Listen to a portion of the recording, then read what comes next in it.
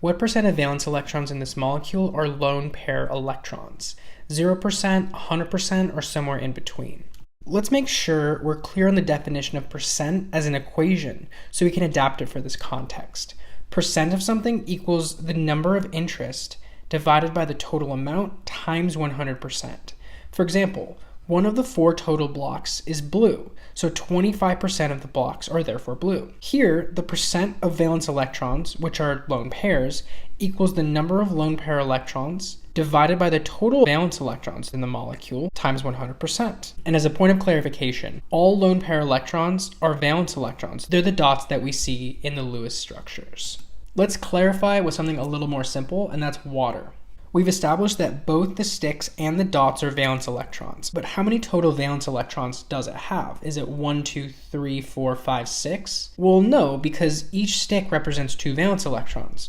So actually it's 2, 4, 6, 8. That means that for water, 50% of the valence electrons are dots, are lone pair electrons. Looking at our molecule of interest, we don't see any dots, any lone pair electrons. We don't even see all of the sticks.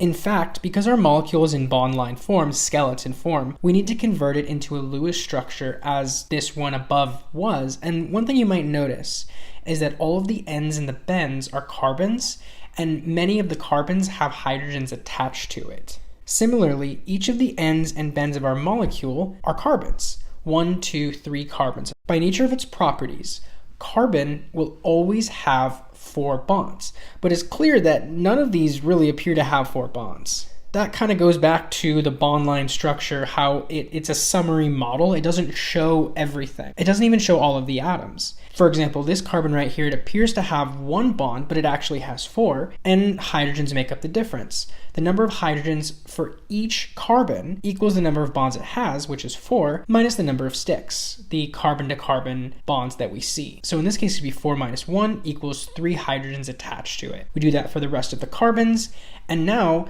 we can see all of the sticks, and there are 11 total. And that comprises 22 valence electrons. But still, we haven't revealed the dots. And one thing that we do know is this means that we can eliminate 100% as an answer choice, because that would imply that we have no bonds, no sticks, when we've literally just established that there are many of them. But remember, we have to figure out what percent the dots are as a total of all the valence electrons. So we have to find the dots in the first place. Circling back to our water molecule, oxygen has 4 dots, 4 lone pairs. That's because an oxygen with a neutral charge, and those all have neutral charges, will have 2 sticks and 4 dots. Likewise, for our molecule of interest, oxygen is also neutral, so it will also have 2 sticks and 4 dots. So that leads to a total of 26 valence electrons for our molecule. Plugging these numbers into our equation, because we have to figure out the percent of lone pair electrons, we put 4 in the numerator, we put 26 in the denominator,